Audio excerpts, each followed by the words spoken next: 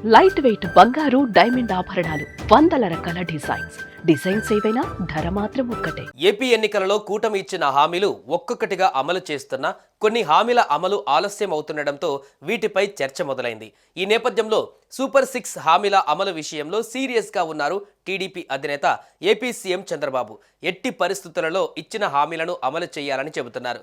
ముఖ్యంగా ఏపీలో మహిళలకు ఉచిత బస్సు, అమ్మఒడిపై ఎప్పటి నుంచో కసరత్తు సాగుతున్నా అది కార్యరూపం దాల్చలేదు. అయితే వీటిపై ముందడుగు వేసింది ఏపీ ప్రభుత్వం.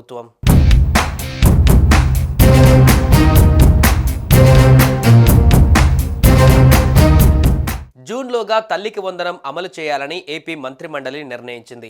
ఎన్నికలలో హామీ ఇచ్చిన మేరకు ప్రతి ఇంట్లో పాఠశాలలకు వెళ్లే పిల్లలు ఎంతమంది ఉంటే అందరికీ పథకాన్ని వర్తింపజేద్దామని సీఎం చంద్రబాబు అన్నారు.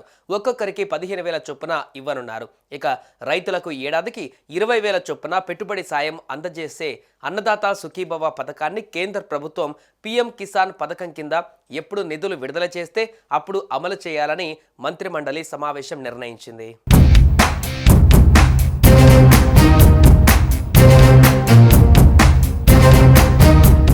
మహిళలకు ఉచిత బస్సు పథకం పైన ఏపీలోని మంత్రివర్గ ఉపసంఘం అధ్యయనం చేస్తోంది. ఇందులో భాగంగా ఉపసంఘం సభ్యులు కర్ణాటకలో పర్యటిస్తున్నారు.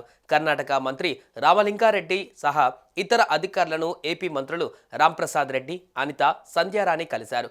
ఆ రాష్ట్రంలో అమలవుతున్న ఉచిత బస్సు ప్రయాణం పైన అధ్యయనం చేశారు. కర్ణాటక బస్సులలో ప్రయాణిస్తూ మంత్రుల కమిటీ వివరాలు అడిగి తెలుసుకుంది.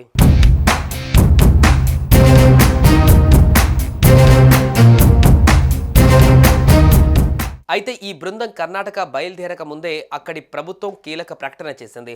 బస్ ఛార్జీలను 15% పెంచుతున్నట్లుగా ప్రకటన చేసింది. అంటే ఫ్రీ బస్ ఖర్చు అంతా ఇతర ప్రయాణికుల మీద వేస్తుందన్నమాట. ఏపీ అధికారులు అక్కడ పథకం అమలు, నిధులు ఎలా ఆర్టీసీ ఇస్తున్నారు లాంటి సమస్యలపైన పరిశీలన చేస్తారు.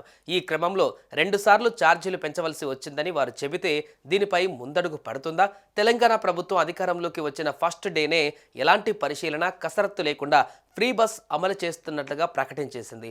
మొదట్లో ఫ్రీనే కదా అని పనిలేని వారు కూడా ప్రయాణించేశారు. అయితే ఇప్పుడు అవసరమైన మహిళలు మాత్రమే ఉచితంగా ప్రయాణిస్తున్నారు. ఏపీలో ఎలాంటి ప్రారంభ సమస్యలు లేకుండా జాగ్రత్తలు తీసుకోవాలని చూస్తున్నారు. 1000 బస్సులు కొని ప్రత్యేక సిబ్బందిని కూడా నియమించుకోవాలని భావిస్తున్నారు. అలాగే అనవసర రద్దీ ఉండకుండా ఉమ్మడి జిల్లాల పరిధిలోనే ఈ పథకాన్ని వర్తింపజేసే ఆలోచనలో ఉన్నారు.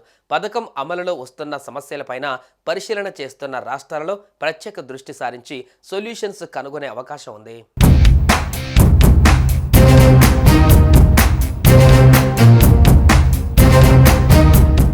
సుమన్ టీవీలో మీ పర్సనల్ అండ్ బిజినెస్ ప్రమోషన్స్ కోసం కింది నెంబర్కి కాంటాక్ట్ చేయండి.